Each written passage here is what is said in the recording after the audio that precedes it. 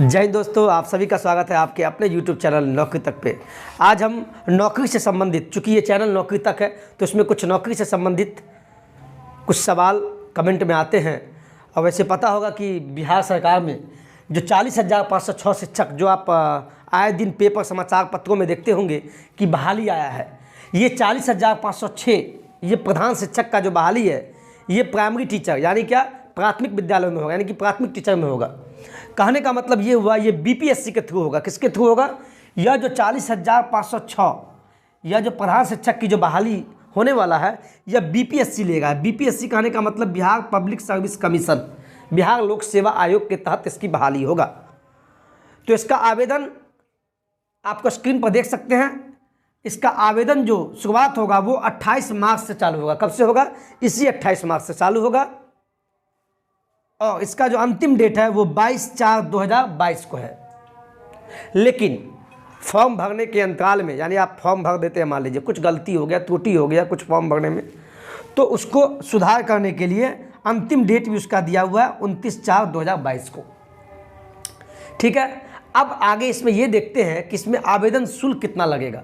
जो भी प्रधान शिक्षक बनने वाले हैं तो उसके आवेदन शुल्क होता है कुछ, यानी बीपीएससी वालों ने कुछ आवेदन शुल्क रखा है। जैसे मान लीजिए कोई सामान्य वर्ग से है, जनरल वर्ग से है, या ओबीसी से है, ठीक है, या अदर स्टेट से है। अदर स्टेट कहने का मतलब हुआ अन्य राज्य से। मान लीजिए जैसे ये तो बहाली बिहार सरकार में है, लेकिन कोई मध्य प्रदेश से भरना चाहता है, कोई यूपी का लड़का है, वो अगर बिहार में टीचर बनना चाहता है प्रधान शिक्षक, तो उस सभी को 750 रुपया चार्ज लगेगा। ठीक है, और मान लीजिए कोई 80 है, एसटी है, या हैंडीकैप्ट है, दिव्या मतलब हैंडीकैप्ट है, फिजिकली हैंडीकैप्ट है, तो उसको 200 रुपया लगेगा।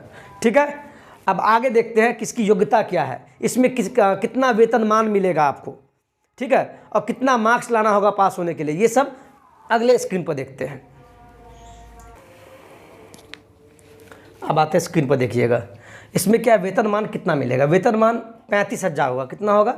इसमें जो सरकार ने वेतनमान भी रखा है 35,000। लेकिन इतना ही नहीं, 35,000 के अलावा भी होता है, डीए होता है, एचआर होता है, टीए होता है, ये सब मिला के आपका 45,000 महीने का बन जाएगा प्रधान शिक्षक को।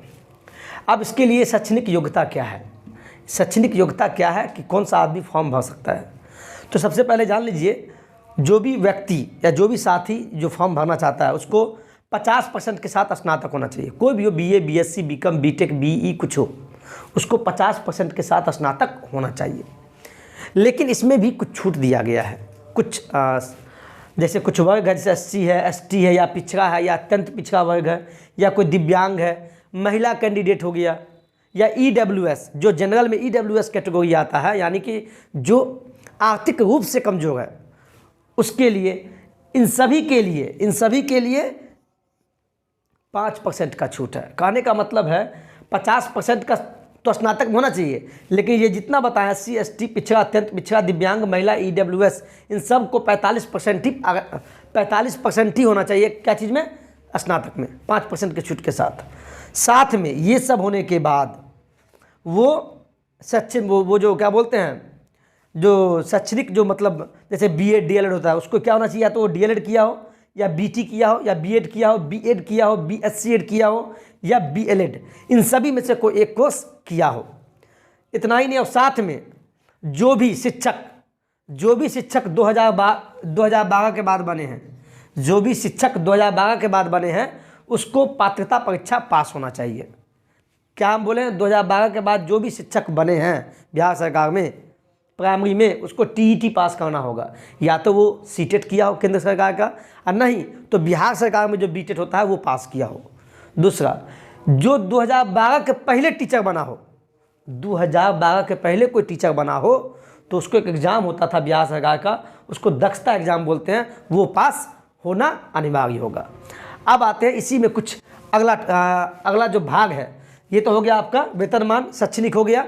अब अनुभव भी मांगा है उसमें। अनुभव क्या मांगता है? कितना साल का उस शिक्षक को, प्रधान शिक्षक बनने के लिए अनुभव चाहिए, वो अगले स्क्रीन पर देखते हैं। अब आते हैं अनुभव क्या क्या मांगता है। ये जो प्रधान शिक्षक जो निकला है, इसमें जो है 1 से 5, यानी पंचायत शिक्षक का मतलब है 1 से 5 का जो प्रधान शिक्षक बनिएगा, उसमें 8 साल का अनुभव चाहिए। 8 साल का अनुभव चाहिए। और स्नातक शिक्षक यानी 6 to 8 में जब प्रधान शिक्षक बनिएगा तो उसमें सेवा संपुष्ट। सेवा संपुष्ट का मतलब ये हुआ कि मान लीजिए आप 2012 के बाद बहाली किए तो आप ट्रेनिंग लिए होंगे या ज्वाइनिंग लिए। 2012 के बाद आप टीचर बने और ज्वाइनिंग लिए, तो ज्वाइनिंग से डेट से कम 2 साल तक होना चाहिए, 2 साल तक सेवा संपुष्ट होना चाहिए। ठीक है, बाद बाकी देखिए अब बिहार सरकार क्या निकालती है इसमें, वही हुआ सेवा संपुष्ट। आगे देखिए, इसके लिए अंक एग्जाम जब दीजिएगा, पहले आप यहाँ देखिए, इसका जो चयन प्रक्रिया होगा लिखित परीक्षा होगा। इसमें 150 प्रश्न पूछे जाएंगे, वो भी क्या, वस्तुनिष्ठ। वस्तुनिष्ठ कहने का मतलब हुआ ऑब्जेक्टिव टाइप। एक क्वेश्चन देगा, 4 ऑप्शन देगा, उसमें से चुनना है। 150 प्रश्न होंगे और वो 150 अंक के होंगे। कहने का मतलब एक प्रश्न 1 अंक का। और निगेटिव मार्किंग भी है, ये भी जान लीजिए कितना है। निगेटिव मार्किंग आपका 1/4 है, यानी क्या 0.25 मार्क्स निगेटिव मार्किंग। यानी आप अगर 4 क्वेश्चन गलत करते एग्जाम में तो 1 क्वेश्चन आपका कट जाएगा, यानी एक क्वेश्चन 1 नंबर का।